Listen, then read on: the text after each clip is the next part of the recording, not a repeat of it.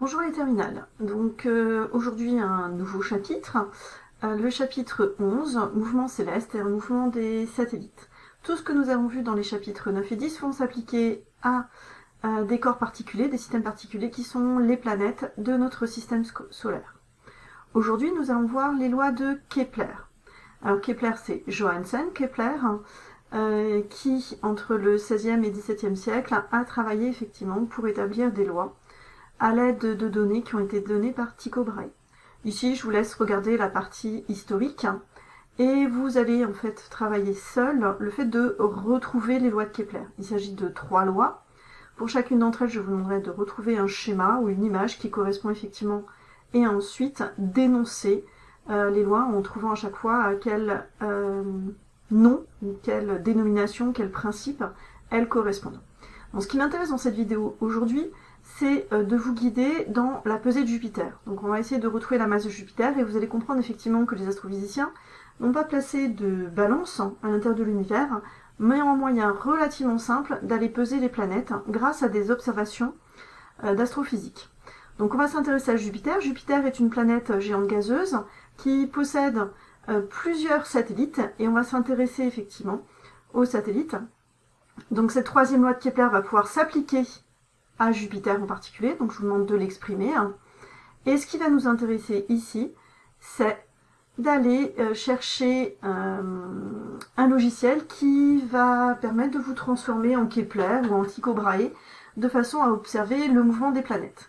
Donc je vous demande d'aller sur ce site, de télécharger ce qu'on appelle Stellarium. Donc vous avez sur le site directement, sans aucun virus et aucune autre barre de fonctionnalité, le logiciel et vous choisirez effectivement le mode qui vous intéresse en fonction de l'installation que vous voulez faire.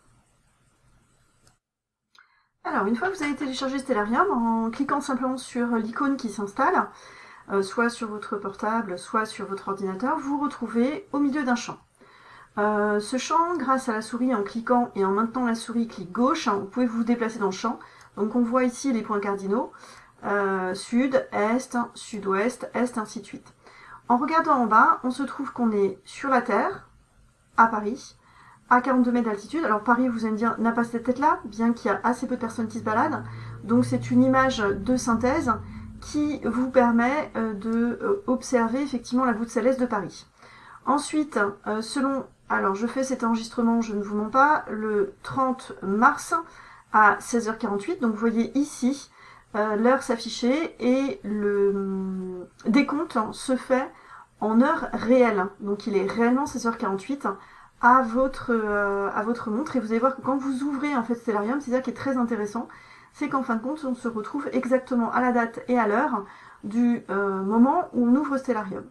Donc bien comprendre effectivement qu'il s'agit de la voûte céleste qu'on essaie de regarder, donc on voudrait aller voir Jupiter, mais bien évidemment le Sol nous gêne. Alors tout simplement, en suivant les instructions qui vous sont données, c'est-à-dire les paramètres de Stellarium, on vous demande, en appuyant sur F5, d'indiquer la date.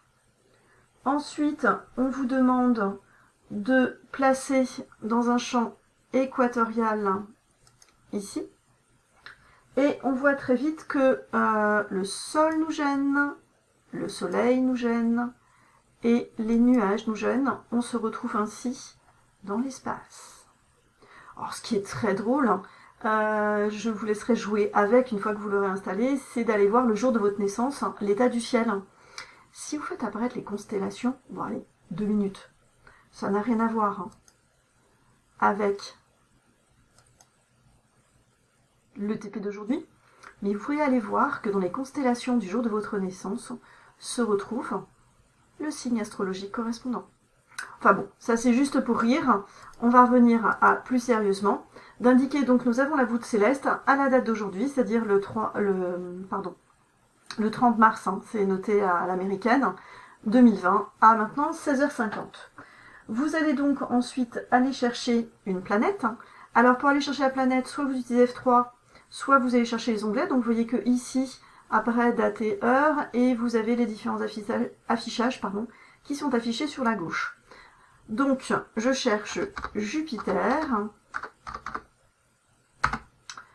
Et bien sûr, mon faisceau se crée immédiatement sur Jupiter. Alors ici, je vais garder ça dans le coin. Et je vois que Jupiter se trouve être ici. Donc je m'approche en utilisant tout simplement la molette du clavier. Et tout d'un coup, qu'est-ce que je me rends compte? C'est qu'en m'approchant de Jupiter, je retrouve Ganymède, Callisto, Jupiter et Io et Europe. Donc voilà ces satellites qui vont nous permettre de faire les mesures. Donc on voit Jupiter placé au centre entre des 4 petits traits rouges qui indiquent que c'est la visée de mon télescope imaginaire. Et donc nous voyons Ganymède, Callisto, Io et Europe qui se trouvent de l'autre côté. Maintenant, ce qui va être intéressant, c'est d'accélérer le temps. Donc vous voyez qu'en plaçant le curseur en bas, je peux accélérer le temps. Alors je peux choisir la vitesse à laquelle je l'accélère. On voit effectivement les jours et les dates. Et donc si je vais aller un petit peu plus vite, on voit alors que le temps s'accélère et que les satellites passent tantôt devant et tantôt derrière Jupiter, tout simplement parce qu'ils font, oui, vous avez compris, ils font le tour. Et donc en calculant le moment où ils sont cachés derrière, là je viens de voir passer Calypso, oula, il faut que je ralentisse le temps, ou Io ou Europe, on voit en fin de compte que je vais pouvoir relever tout simplement la date de la première occultation et la date de la deuxième occultation, quand ils ont fait un tour complet.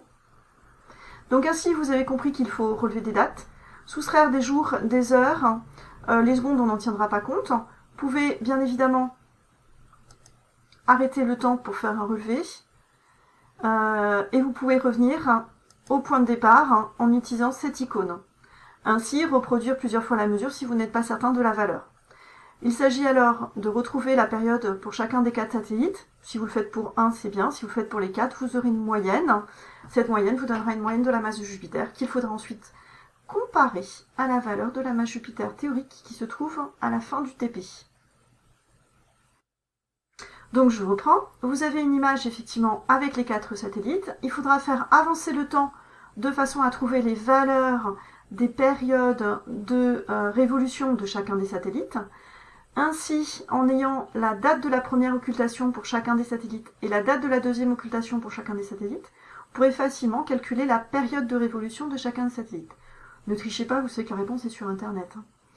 Et d'autre part, vous allez chercher, alors je vous ai donné une petite indication, pour trouver le demi-grand axe, donc la taille de cette orbite de révolution, c'est-à-dire petit a, comme c'est indiqué dans la vidéo précédente, et vous aurez ainsi, en calculant, bien évidemment, et en utilisant la formule littérale que vous aurez extrait de la 3e loi de Kepler, la valeur de la masse de Jupiter pour chacune des valeurs expérimentales que vous aurez trouvées.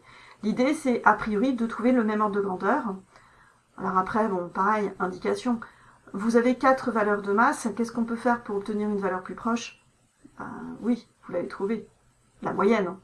Une fois que vous avez la moyenne, vous calculez l'écart relatif, et voilà ce qui vous permet d'utiliser la 3e loi de Kepler pour recalculer la masse de Jupiter.